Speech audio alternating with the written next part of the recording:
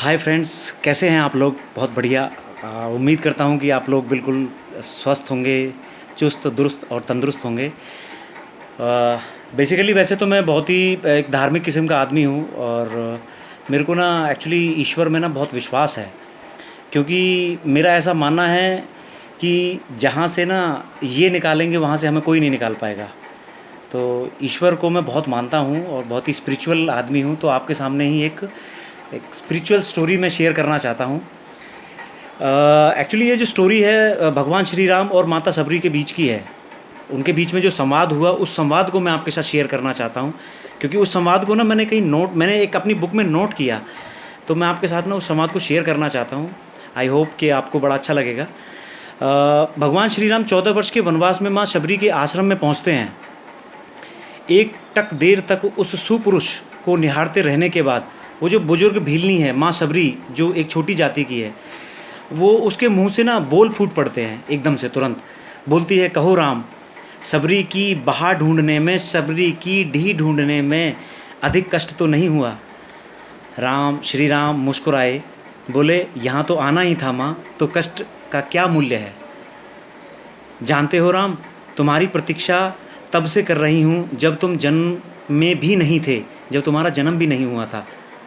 मैं तो यह भी नहीं जानती थी कि तुम कौन हो, कैसे दिखते हो, क्यों आओगे मेरे पास। बस इतना जानती थी, इतना ज्ञात था मुझे कि कोई पुरुषोत्तम आएगा जो मेरी प्रतीक्षा का अंत करेगा। श्री राम ने कहा, तभी तो मेरे जन्म के पूर्व ही माँ ये तय हो चुका था कि राम को शबरी के आश्रम में जाना है। एक बात बताऊं प्रभु, माँ शबरी श्री राम को बोलती हैं, एक बात बताऊं प्रभु, भक्ति के ना दो भाव होते हैं।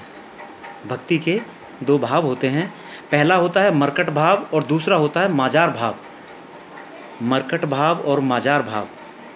तो एक्चुअली मरकट भाव में क्या होता है, बंदर का बच्चा अपनी पूरी शक्ति लगाकर अपनी माँ का पेट पकड़े रहता है ताकि गिरे ना, और उसे सबसे अधिक भरोसा माँ पर ही होता है और वह उसे अपनी पूरी शक्ति से पकड़े रहता है। यही भक्ति का भाव है, जिसमें भक्त अपने ईश्वर को पूरी शक्ति से पकड़े रहता है, दिन रात अपनी उसकी आराधना करता है, अपने इष्ट की, अपने ईश्वर की, जिसे वो मानता है। पर जानते हो क्या राम, मैंने ये भाव नहीं अपनाया। मैं तो उस बिल्ली के बच्चे की भांति थी जो अपनी माँ को पकड़ती ही नहीं, बल्कि निश्चिंत बैठी रहती कि माँ है ना, वह स्वयं ही मेरी रक्षा करेगी। और माँ सचमुच उसे अपने मुंह में टांग कर घूमती है। मैं भी निश्चिंत थी कि तुम आओगे एक दिन राम, तुम्हें क्या पकड़ना। राम मुस्कुरा कर रह गए।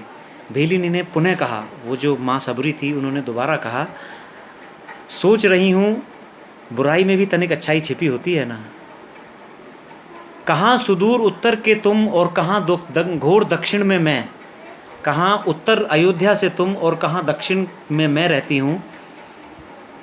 तुम प्रतिष्ठित रघुकुल के भविष्य में वन की भीलनी, तुम रघुकुल के एक उज्जवल भविष्य हो और मैं एक जंगल की भीलनी, एक छोटी जाति, एक छोटी प्रजाति की स्त्री हूँ। यदि रावण का अंत नहीं करना होता तो तुम कहाँ से आते। राम गंभीर हुए, कहा, भ्रम में न पड़ो माँ, राम क्या रावण का वध करने आया है। अरे रावण का वध तो लक्ष्मण अपने पैर के बाण से ही कर सकता है।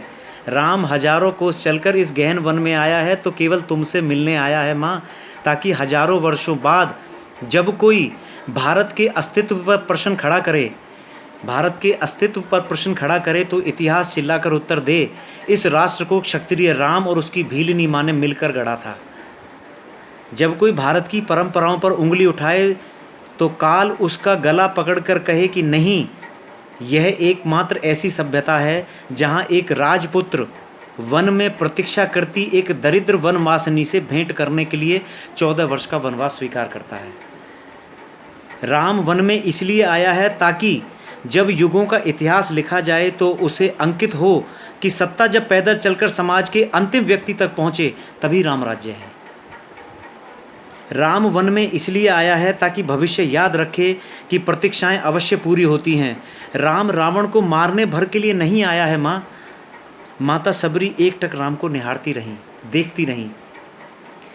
राम ने फिर कहा, राम की वन यात्रा रावण युद्ध के लिए नहीं है माता, राम की यात्रा आप प्रारंभ हुई है भविष्य के आदर्श की स्थापना करने के लिए। राम निकला है ताकि विश्व को बता सके कि माँ की अवांछनीय इच्छाओं को भी पूरा करना ही राम होना है। राम निकला है ताकि भारत को सीख दे सके कि किसी सीता के अपमान का दंड असभ्य रावण के पूरे साम्राज्य के विध्वंस से पूरा होता है। राम आया है ताकि भारत को बता सके कि अन्याय का अंत करना ही धर्म है। राम आया है ताकि युगों को सीख दे सके कि विदेश में बैठे शत्रु की समाप्ति के लिए आवश्यक है कि पहले देश में बैठी उसकी समर्थक शूर्पणखाओं की नाक काटी जाए और खरदूषणों का घमंड तोड़ा जाए। और राम आया है ताकि युगों को बता सके कि रावणों से युद्ध केवल राम की शक्ति से ही नहीं बल्कि वन में बैठी सबरी के आशीर्वाद से ही जीते जाते हैं। सबरी माता की आंखों में जल भर आया, वो रोने लगी श्री राम के ये शब्द सुनकर। उसने तुरंत बात बदल दी और बोला और कहा, बेर खाओगे राम? राम मुस्कुराए और कहा, बिना खाए जाऊंगा भी नहीं माँ। सबरी अपनी कुटिया से झोपड़ी में बेर लेकर आई और राम के समक्ष रख दिए। राम और लक्ष्मण बेर खाने लगे तो कहा, बेर मीठे हैं ना प्रभु? श्री राम ने जवाब दिया, यहाँ आकर मीठे और खट्टे का भेद भूल गया हूँ माँ। बस इतना समझ रहा हूँ कि यही अमृत है। सबरी मुस्कुराई, बोली, सचमुच श्री राम तुम मर्यादा पुरुषोत्तम हो। श्री राम सचमुच तुम मर्यादा पुरुषोत्तम हो। तो ये कहानी से बड़ा मैं इम्प्रेस हुआ, बहुत ही मोटिवेशनल स्टोरी रही, बड़ा अच्छा लगा ये स्टोरी। एक्चुअली मैंने लिखी ये स्टोरी और मैं आपके साथ में इसको शेयर करना, आपके साथ शेयर करे बिना मुझसे रहा नहीं गया, तो इसलिए मैंने स्टोरी को शेयर किया। और इस तरह से ही मैं प्रभु से कामना करता हूँ कि आपके जीवन में सुख समृद्धि ऐसे ही बढ़ी रहे और आप श्री राम के आदर्शों पर चलने के लिए प्रेरित रहें। यही मेरी ईश्वर से कामना है। Thank you very much. Best of luck.